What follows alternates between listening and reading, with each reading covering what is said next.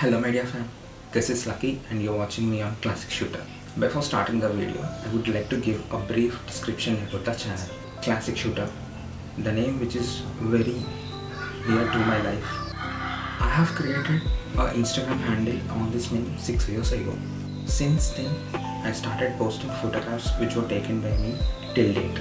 The main intention behind creating this channel is about telling the details, information and my experiences to the people who are interested in learning photography.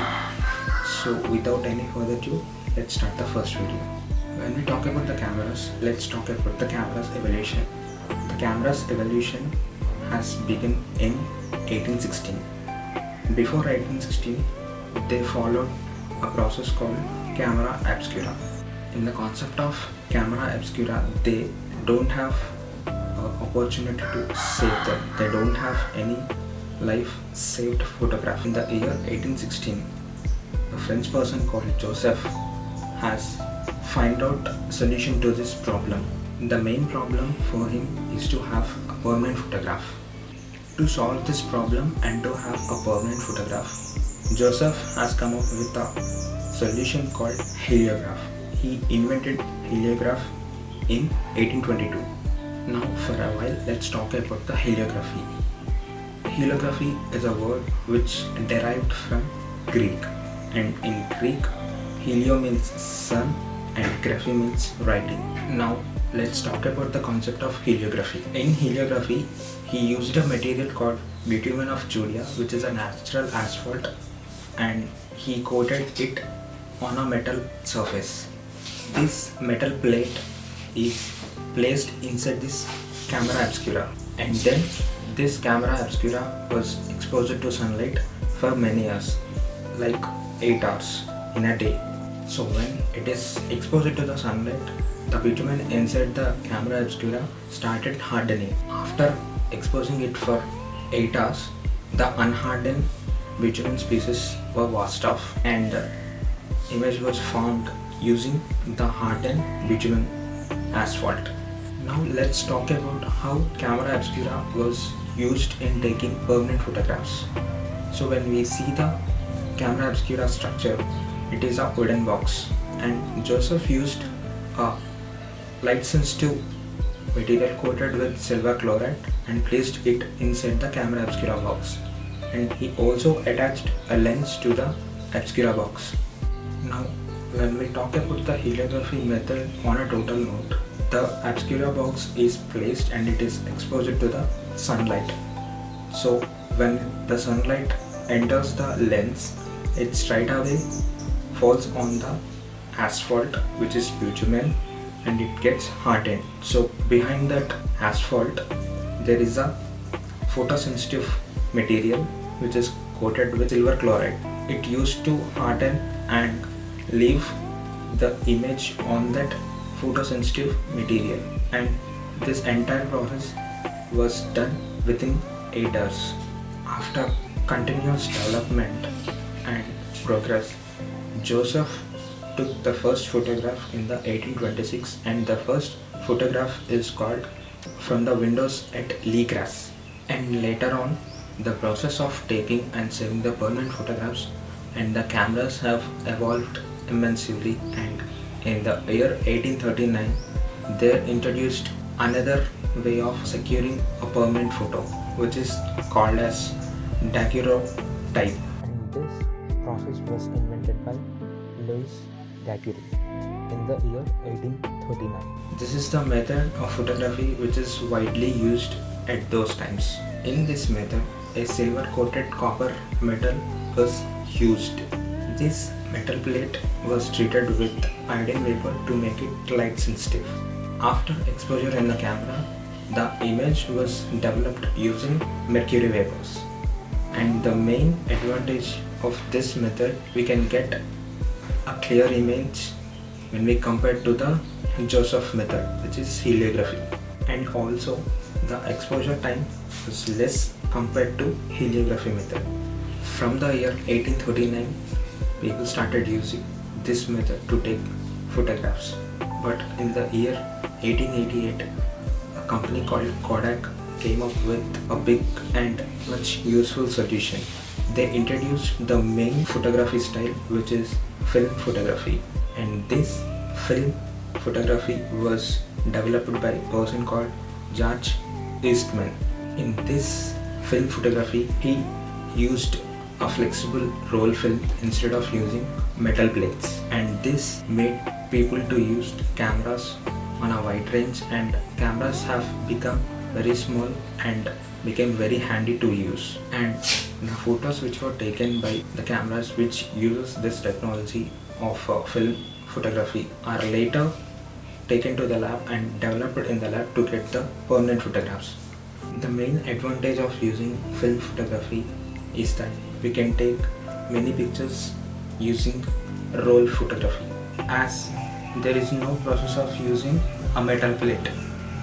Now let's talk about the types of cameras. They are point and shoot cameras, digital SLR cameras, which are DSLR cameras, mirrorless cameras, medium format cameras, bridge cameras, instant cameras, and 360-degree cameras. Now let's talk about advantages and disadvantages of each camera type. Let's talk about the advantages and disadvantages of point and shoot cameras.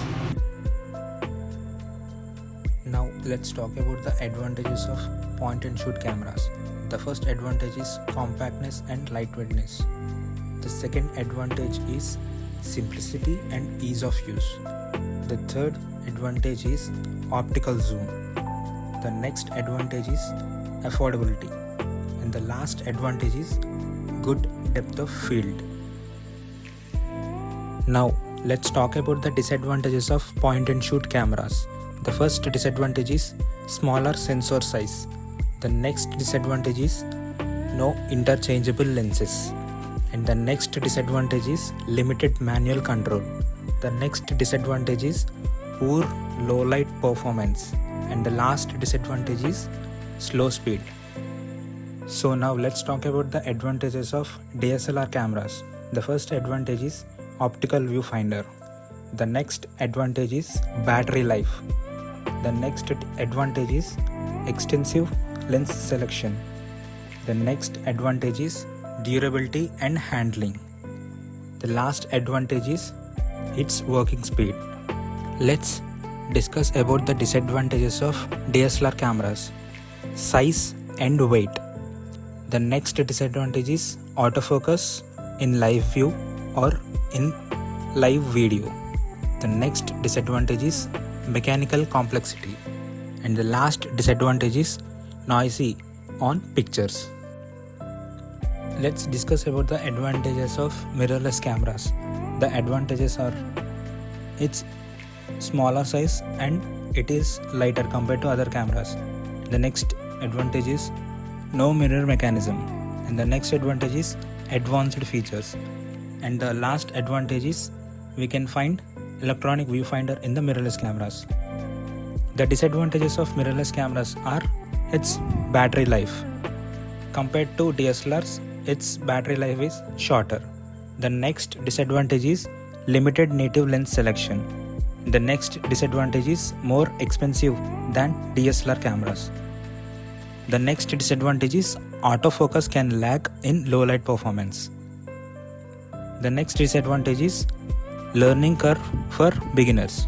Let's have discussion over advantages of medium format cameras. The first advantage is its superior image quality and higher resolution and dynamic range. The third advantage is better detail and depth of field. The last advantage is ideal for professional photography. Let's discuss about the disadvantages of medium format cameras. The first disadvantage is very expensive. The second disadvantage of medium format camera is larger and heavier. And the third disadvantage is slower shooting speed. The last disadvantage is more complex to operate. Let's talk about the advantages and disadvantages of bridge cameras. The advantages are as it's a all-in-one design, and the second advantage is long zoom range and they are affordable, and the last advantage is easy to use for beginners. The disadvantages of bridge cameras. The image quality is not high compared to other cameras, and they are limited to automatic controls. And the next disadvantage is smaller sensor size. The last disadvantage is slower autofocus. Let's have discussion over the advantages and disadvantages of instant cameras. The first advantage is immediate printed photos. The second advantage is simple and fun to use. And next, compact and portable. The last advantage is great for social settings. The disadvantages of instant cameras are limited image quality. Film cost is very high. And the third disadvantage is bulky design. And last, no digital copies. Let's discuss about the advantages of 360-degree cameras. The advantages are it captures entire surroundings and it gives immersive photos and videos experiences. The third advantage is greater for traveling and adventures. The next advantage is creative editing and reframing. The last advantage is unique viewing experiences. The disadvantages of 360-degree cameras are expensive compared to regular cameras, and next, larger file size and storage needs. The third disadvantage is complex in editing and processing. And the next disadvantage is battery drains quickly in higher resolution. The last disadvantage is learning curve for beginners. So that's the video, friends. Don't forget to like, share and subscribe to the channel, and we'll be talking about different types of lenses and its use in the next video. Till then, we are signing off from Classic Shooter.